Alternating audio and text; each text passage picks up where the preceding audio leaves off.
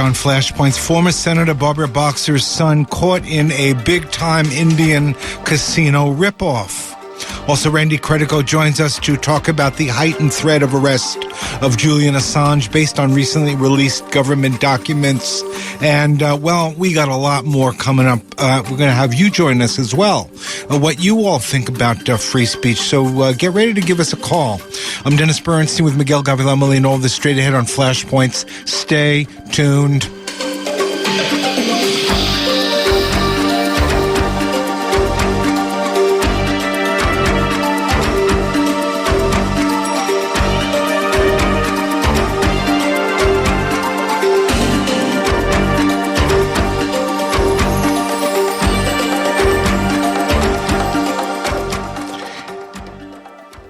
And you're listening to Flashpoints on Pacifica Radio. My name is Dennis Bernstein. Just a little bit, we'll be joined by Randy Credico to talk about what's happening internationally with Julian Assange. Randy has been deeply engaged there, right in the middle. We did some reporting together on Assange. We interviewed Assange together, and it seems like the U.S. government is ready to make the catch, and Assange is in more jeopardy than ever. So we're going to talk about that and free speech and how you feel about all that. But on Pacifica Radio, we take it to New York City, where we are joined by Randy Credico.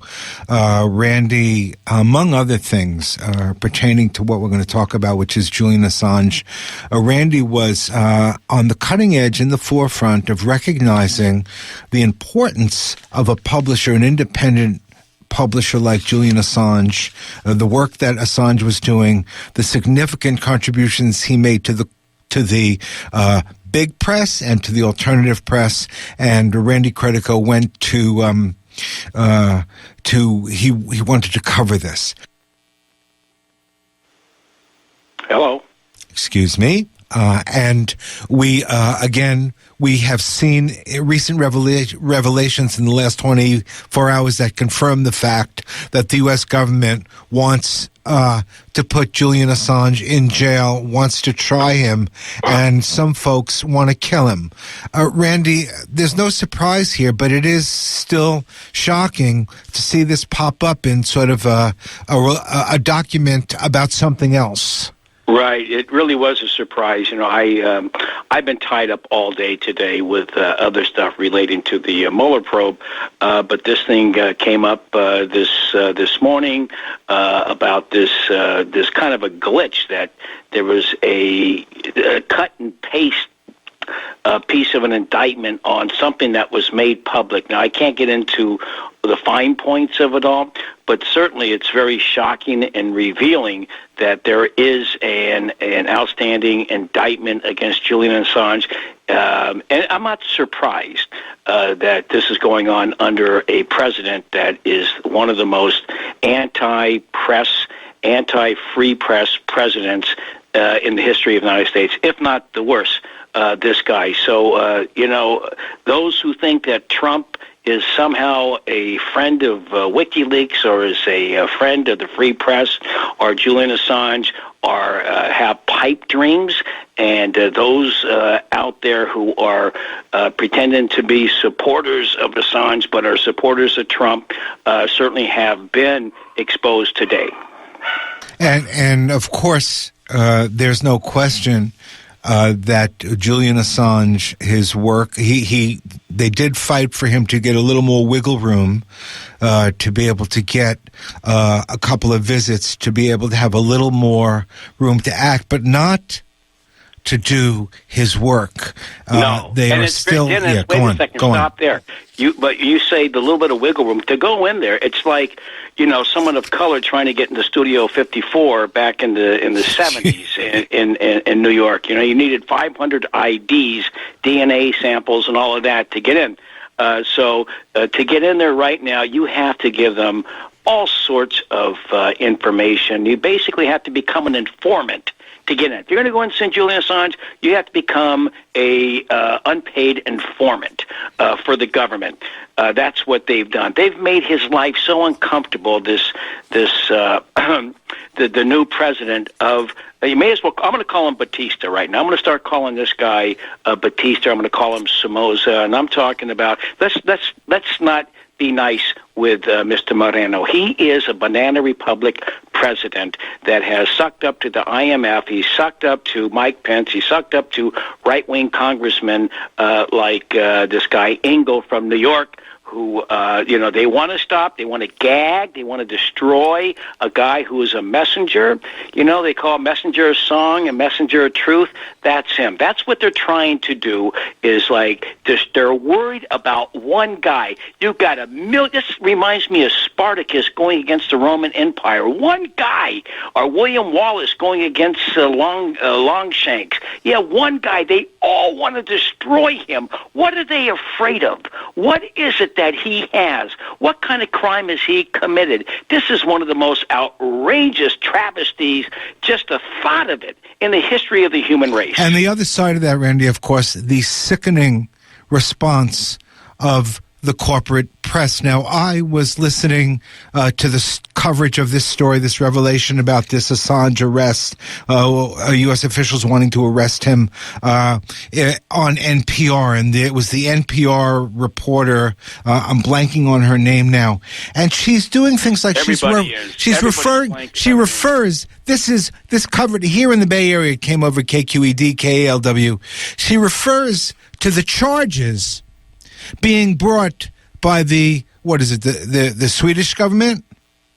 Yes. The charges that are being brought. Charges. She refers those as current charges. Everybody who listens to NPR, seriously, you want to do some fact checking? How could their reporter refer to charges that were never brought?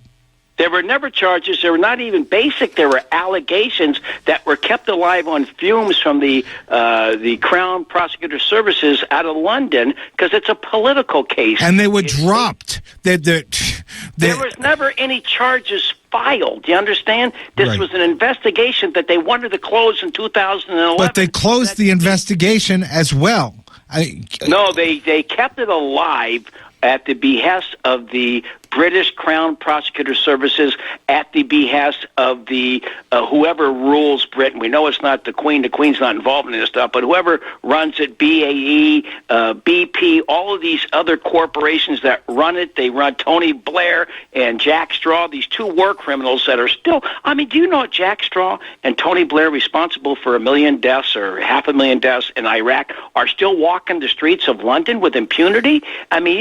They should be charged. They're the ones that they should be going after. Those two guys are responsible for genocide, along with President Bush. They're responsible for genocide, and they got a guy who skipped bail, and that would be obviated by the fact that there are no charges, so the bail conditions should just disappear. But they're spending all of this money, £17 million a year, to keep an eye on a guy. This means that he is powerful. This means this guy has a lot to say, and those who are charging him have a lot to hide, and that's what they're doing. They have a lot to hide, and they're afraid of him exposing. That's how powerful he is, and these charges in the U.S. under this president who once said, WikiLeaks, I love WikiLeaks. He's the guy going after him and WikiLeaks. And it's not just WikiLeaks Julian Assange, whose life is in danger, and freedom. It's everyone that works at WikiLeaks or is connected to WikiLeaks. Their freedom and their well-being is in jeopardy because of the continuous, unrelenting onslaught on the whole concept of what Julian Assange represents, which is a free press, total sunshine, sunlight on government. That's what we want. He represents the First Amendment in flying colors. That's what he represents. He's the person that the founding fathers of the United States envisioned when they wrote the First Amendment. Randy Credico talking to us from New York City. He sort of transformed his radio show into a live act, Live on the Flood. The new name, and I know you're going to continue doing this work. What is the show called? It was Randy Credico Live on the Fly, but it was Julian Assange Countdown to Freedom. We did 22 episodes. I did 10 in New York. One that you came in when we did his mother, and then we did 11 more together, maybe 12 more together. So it's really a collaborative process that you and I put together here. Same way you and the late, great Robert Knight put together with Undercurrents back in the 80s. So, So let me, Randy, I want to ask you, there's so many things you know about this, and I want to sort of talk to you a little bit. You were at the White House Correspondents' Dinner, a dinner that included people, many of which depended upon, help to sell papers or network time based on the revelations from Julian Assange, right? Right. The Washington Post, CNN, New York Times. CNN got the big. They all used WikiLeaks. They all reported. All of them used. Yeah. Okay. And what happened? What happened when you tried to stand up at that White House Correspondents' Dinner, where all those folks who learned and grew and published stories based on Julian Assange revelations, WikiLeaks? What was their response? I was basically gagged, drawn, and quartered out of there by 4 orderlies that looked like they were from Bellevue and put in a metaphorical straitjacket and dragged out of there like Randall P. McMurphy in... What did you say that made them so angry? I said, why are we not celebrating Julian Assange today? He's the greatest journalist. What he has done is the greatest journal. Whatever I said, it was just, You just stood up on a chair. I stood on a chair, and then and everybody was there. It's a room of like 2,500. It was like they were at a bullfight or something, cheering on CNN. And, look, there are some people. I sat at the CNN table for a few minutes, and I said, wait a second, man. All these people are eating steak and lobster, and they're drinking red wine and champagne, and Julian Assange is in a room and a half. It's a toll booth and a half, basically. It's hot, and he suffered for 6.5 years. He's the finest. He's the avatar of journalism. He represents journalism at its very best, and he is relegated, not relegated, but he's suffering in this little space without any kind of movement, any sunlight, any fresh air, and everybody here is basically sucking up the power. And it's one of these things where they're sucking. And what did all these big time journalists say or do? They didn't even take a picture of me. They dragged me out of there. No coverage. There was nothing, not even a photo. I think we covered it. Got rid of me. They were glad. You and Max Blumenthal covered me, and some others. My good friend from Anonymous covered it, Scandinavia. But not too many people covered it. I think WikiLeaks did something, but it wasn't. Maybe Sputnik, whatever. They did, but it was not really well received. It wasn't really well covered. Yeah. But that's what I did there. I said I could not live with myself watching this opulence. People. It was like being in Russia in 1880, and you had the Moscow press there with Alexander II, and everyone is like, doing stuff that is favorable to the Tsar. That's what it felt like that day. And so I had to. I couldn't. The thing is that I could have gone to the parties at MSNBC afterwards. I could have gone to the parties at CNN. I was invited to all of them. But you know what? I probably would have committed suicide if I had done that afterwards for not seizing that moment.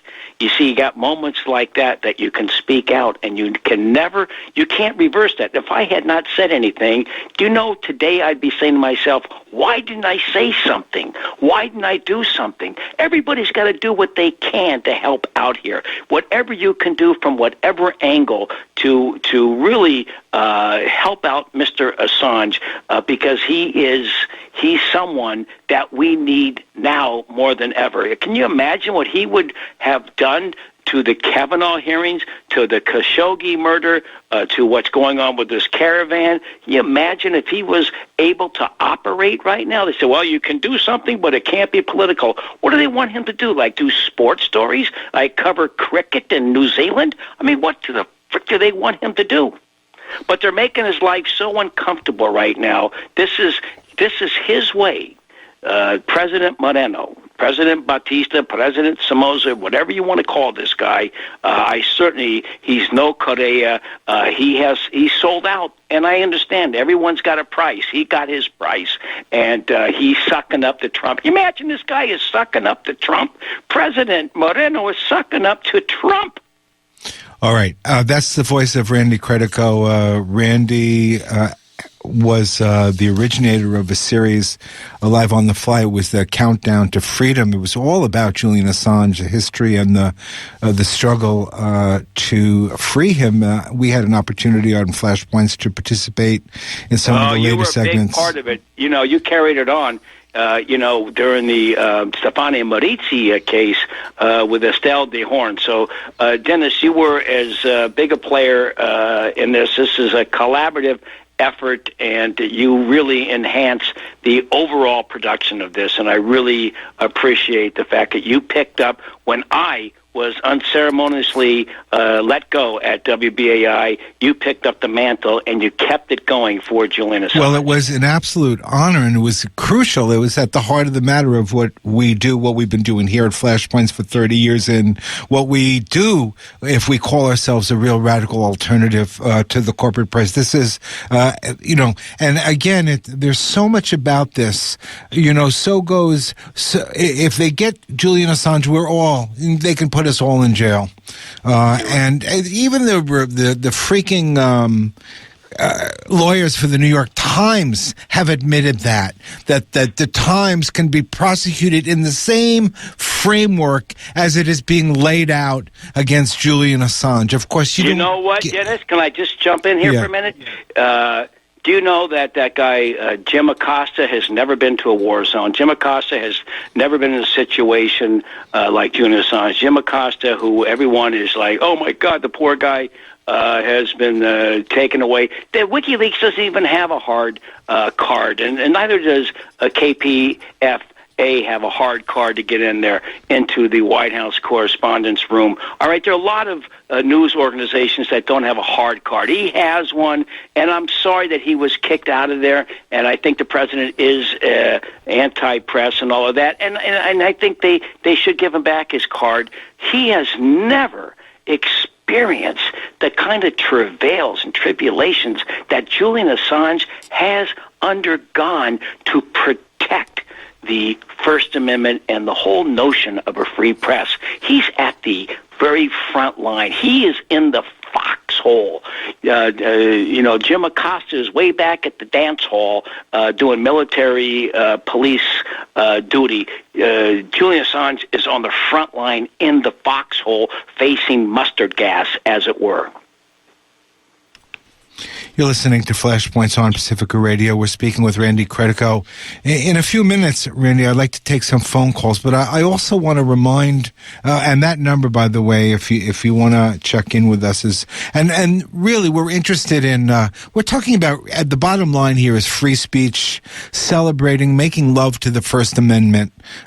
That's exactly what this is all about, and it's about freedom of speech, which we believe and share with Randy, who has pushed that envelope in so many different ways in terms of public speech, that he is a hero of mine and has used the power of free speech to take on things like three strikes and stop and frisk effectively. So there's a lot we can say about Randy, but Randy, you in doing your work with Julian Assange, and a relationship that you had evolved with Roger Stone that led to the undermining of the Rockefeller laws, the lightening, the release of folks. Roger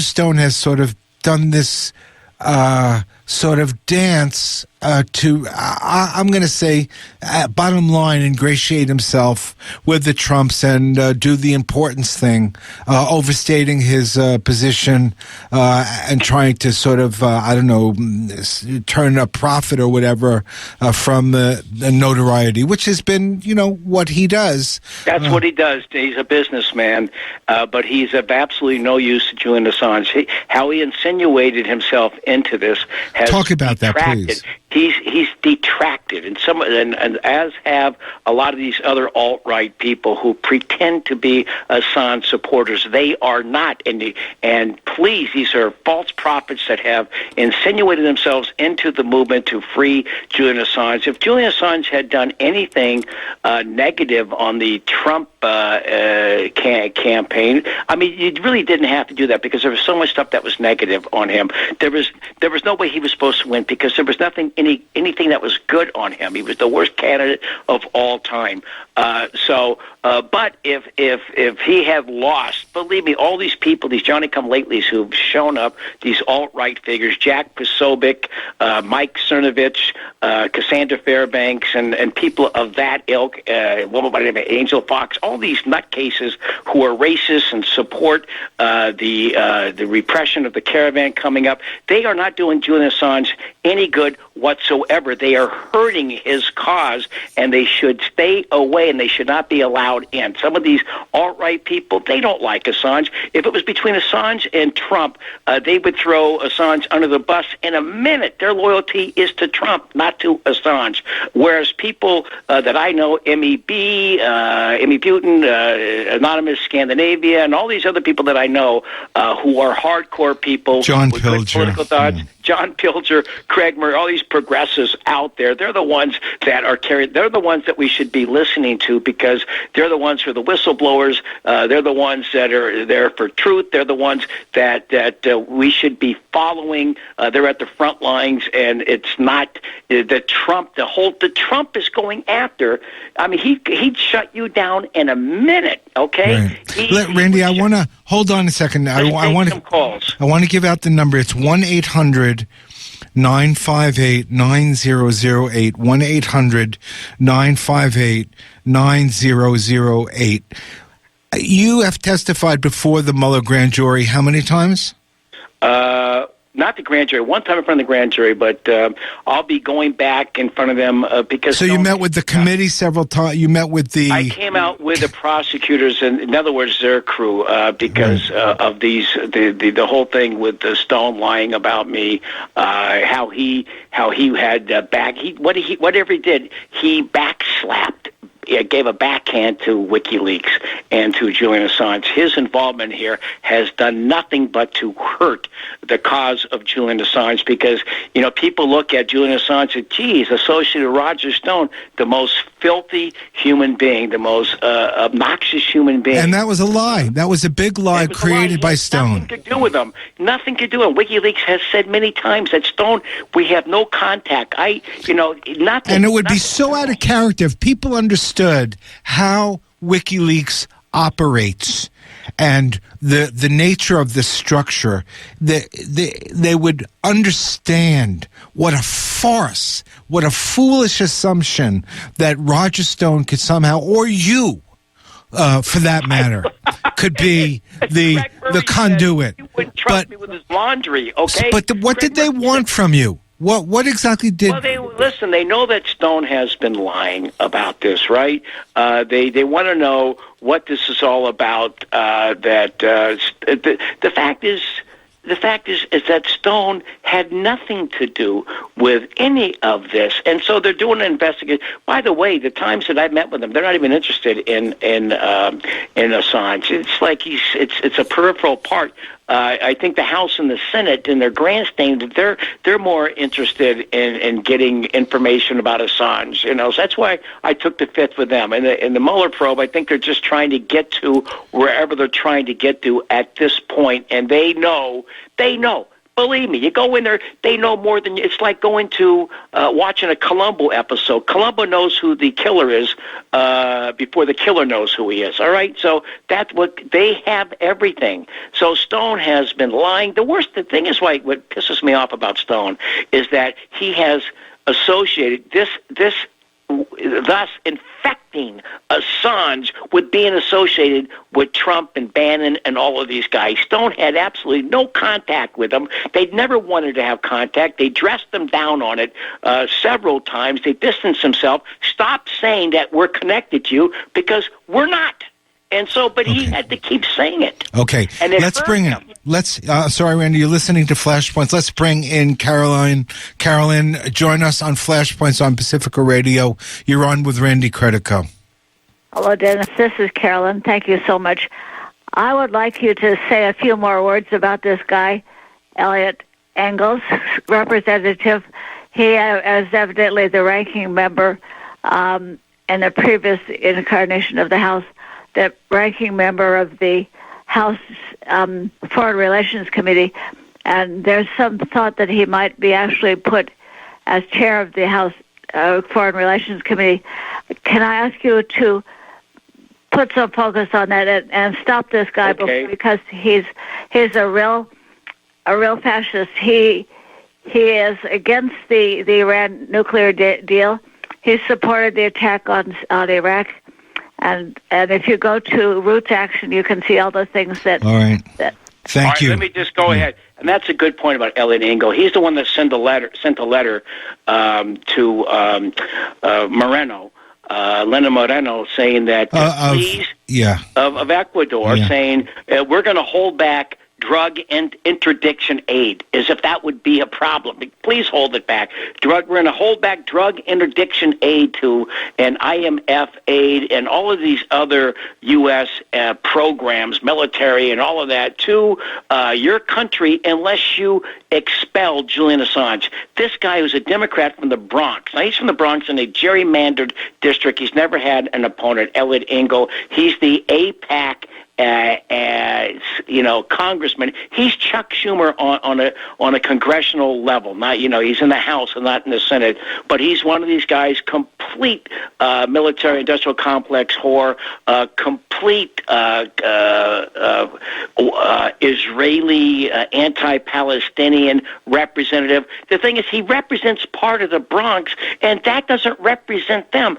See, Ocasio, who got rid of Crowley was the Queen's version of Engel. So, but Engel did not get a primary. He will, even if I have to do it in 2 years and get rid of this guy. He is a complete stooge. He's the reason why people hate the Democratic Party, is Elliot Engel. He is totally like I said, he's a bad guy. He's anti-free press, and he tried to blackmail. What he did is a crime, trying to blackmail and extort Moreno into expelling Julian Assange out of a legally asylum position in the Ecuadorian embassy. That's illegal. He's telling him to violate the Constitution of Ecuador. Can you imagine this kind of arrogance?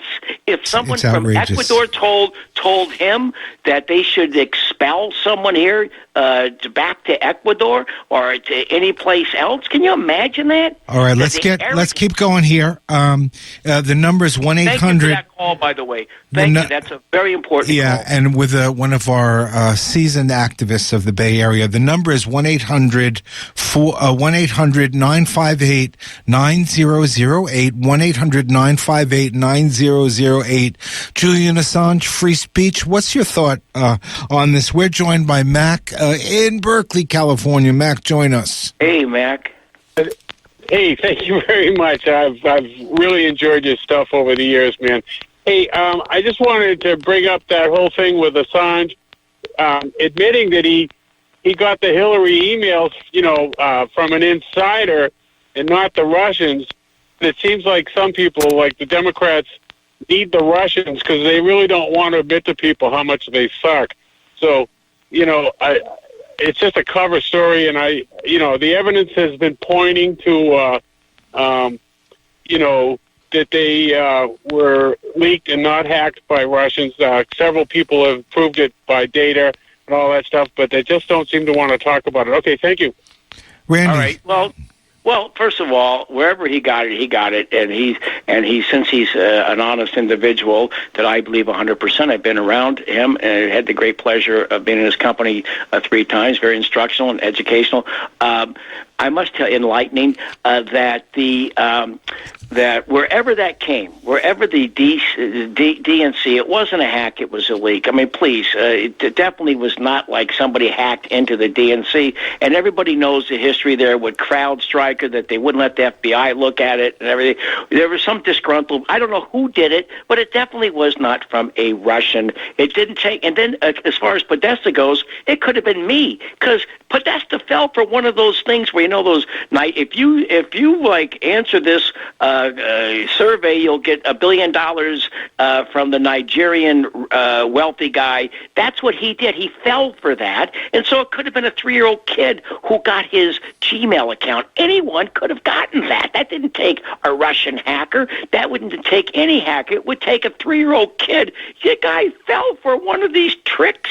You go in, please tell us what your new email address is or whatever, and what you want your password to be. They fell for anybody, and I know people have done it, usually elderly people, but it's just a fat cat consultant who's lazy, like Podesta, that fell for one of those fishing expeditions there, and so he was exposed. So we don't know where it came from. When Assange says it didn't come from a Russian actor, you have to believe that. And let's go back to what was it that he exposed? He exposed corruption in the Democratic Party, in the democratic process. Nobody wants to talk about it. Nobody ever wants to talk about that. Let's talk about what Debbie Wasserman Schultz did and what the Democratic National Committee did, how they denied Bernie. This was a suppression of democracy. This is the real interference in our democracy. It wasn't what Julian Assange did. It's what the Democratic Party did. They interfered in our democracy here. And I'm a Democrat. I'm a rep. You know, I hate to admit it, but I'm a registered Democrat. But I supported Sanders. I was violated that day, as was every Democratic voter, when they rigged the system. So that's what it's all about. Assange exposed that, and now you want to kill the messenger. These people that are Democrats and say that actually happened. Wait a second. We're into democracy. We're into small d democracy. Let's fix this. That's what they should have done, is fix it so it doesn't happen again. Let the best person win instead of the most corrupt person win. All right, listen, we're running out of time. Just a couple of minutes left. Final thoughts, Randy, in terms of, thinking about Julian Assange, defending Julian Assange in the most moral and consistent way. Your thoughts? Look, there's a lot of ways to do it. There are people that have online vigils. There are people that have on the street vigils. I'm the on the street person. There's every day in London, or 3 or 4 days a week, you have a hardcore group with this guy Karen, I think Karen O'Reilly and Emmy Butin and all these others.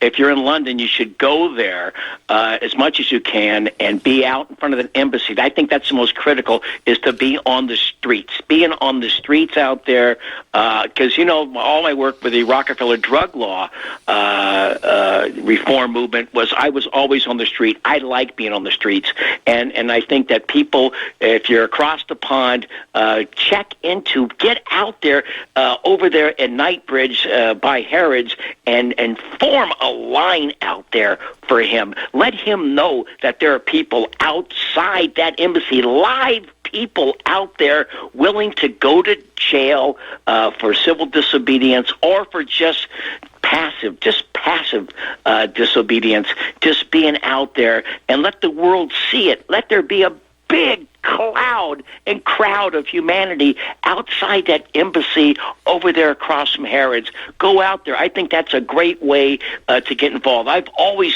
say the human factor inside organizing demonstrations, on the street vigils, right.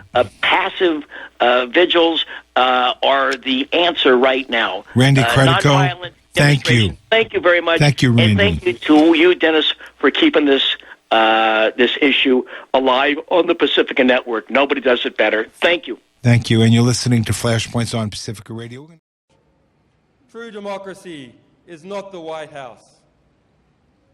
True democracy is not Canberra. True democracy is the resistance of people armed with the truth against lies from Tahrir to right here in London. Every day, ordinary people teach us that democracy is free speech and dissent. For once, we the people stop speaking out and stop dissenting. Once we are distracted or pacified, once we turn away from each other, we are no longer free. For true democracy is the sum of our resistance. If you don't speak up, if you give up what is uniquely yours as a human being, if you surrender your consciousness, your independence, your sense of what is right and what is wrong, in other words, perhaps without knowing it, you become passive and controlled, unable to defend yourselves and those you love. People often ask, what can I do? The answer is not so difficult. Learn how the world works. Challenge the statements and intentions of those who seek to control us behind a facade of democracy and monarchy. Unite in common purpose and common principle to design, build, document, finance and defend. Learn, challenge, act now.